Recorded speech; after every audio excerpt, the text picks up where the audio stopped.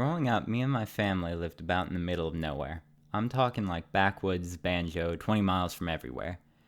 Because of this, hearing about addiction in the community was pretty common. It seemed like every week there'd either be some druggy neighbor who was toted off in a cop car, or a new addiction study that applied to us, apparently, and everyone would have something to say about it. Most of the opinions about addiction were pretty, let's say, cold. Yeah, people are pretty quick to condescend on addicts, and that includes the studies mentioned earlier. There was always an air of stale sympathy from the scientific community towards the concept of addiction, treating it more like a hindrance than a problem that a lot of real, live people deal with. Maybe it's just natural pride, but society in general seems to other these people as if they were a different species than us, which really isn't fair, and we'd benefit from looking at it from a new point of view. What is that new point of view, you ask? Psychology, and here's why. Trust me on this one, I'm going somewhere. It's gonna take a minute.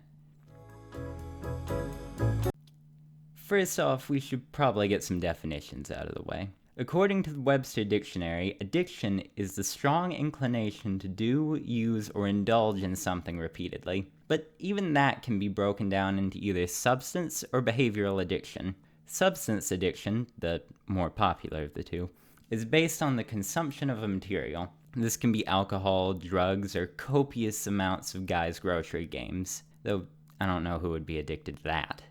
Next up is behavioral addictions. This is more based on the action of doing something rather than the thing it applies to. This could be things like gambling, biting your fingernails, or buying things you don't need. Moving on, there's a misconception that substance addictions are completely different than behavioral ones, and that doesn't really seem to be the case. According to a study done by the Department of Psychology at EMU, substance and behavioral addictions are oddly similar in how they operate, both in the brains and how they affect people's lives. This study was initially meant to show a connection between eating addiction and emotional regulation, and it did. Through surveys they had college students take, the people at EMU actually discovered that people who are hyper-aware of their emotions yet have no way of addressing them are more likely to develop unhealthy habits as coping mechanisms. This is kind of amazing because it illustrates the purpose of addiction. It's to regulate stress by a consistent, repeatable action that brings about some sense of comfort. Next, we actually have a view of the subject from an unusual source. In the economic circle, there is an idea called the theory of rational addiction, and it states that things are addictive because they make the addict more happy than they were before using it. An example of this would be if drinking made me happier than not drinking, then I would more easily become an alcoholic. Likewise, if I were to decide to take up crochet and that made me happier than I was when drinking, then I'd stop drinking and be a crochet addict? Yeah, you can see where this theory falls through a bit. With that said, though, this idea has backing. It's just criticized for assuming that one addiction can overpower another, oversimplifying a very complicated matter. So, everything mentioned previously has pointed to the idea that addiction isn't just a chemical process, but is rather something baked into humanity. But that raises the question of how we need to view it.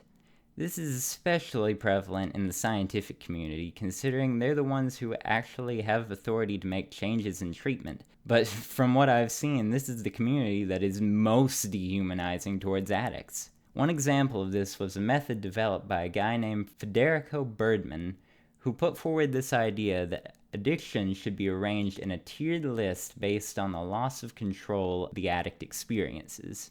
Though this isn't necessarily a bad idea, in discussion it sort of sounds like organizing a closet. It's pretty much a this goes here, that goes there kind of mentality that doesn't allow for much individuality, which seems to be a theme in science. As opposed to that, this other man named Mark D. Griffiths created what's called the component model of addiction. This is essentially the idea that addiction should be measured in the aspects that are specifically connected to addiction, and leave the individual aspects up for interpretation depending on the case. Now, Griffiths was entirely indifferent to the morality of addiction. So much, actually, that when criticized by people claiming that his thought process was wrong because it included components of addiction that seemed to be positive, he said that the horrendous aspects of addiction are dependent on the addicts, not the scientists analyzing them. Which I seriously applaud him for. Like, the more you think about that, yeah, that was a gutsy move. But that really should be an example on how the scientific community treats addiction. Either a complicated issue that is as variable as humanity itself, or a concept that is completely separate from humanity. Now that we've covered how the professionals should view the issue, what about us common folk? As a start, we probably need to see how real people actually view addiction. According to a series of interviews in a rural town in Indiana, many citizens would rather allow cases of diseases such as HIV to rise in their town and allow a needle exchange program to be put in place under the reasoning of, those druggies should have known better. Now, don't get me wrong here, I understand not wanting your hometown to turn into a pharmacy. This is just a very unfeeling way to go about it, and I don't know about you guys, but it kind of rubs me the wrong way. Like, these people typically don't want to be on drugs. Studies have shown that. In most cases, it seems that drug addiction is due to depression and anxiety issues, often caused by being in poverty. Essentially, people try to use drugs, alcohol, cigarettes to escape, and then one bad decision leads to another, and you're trapped. And it is seriously hard to get out of. That's why, for me, it feels wrong to be harsh towards addicts. Because they're just like us, really, just in a horrible, horrible place in life.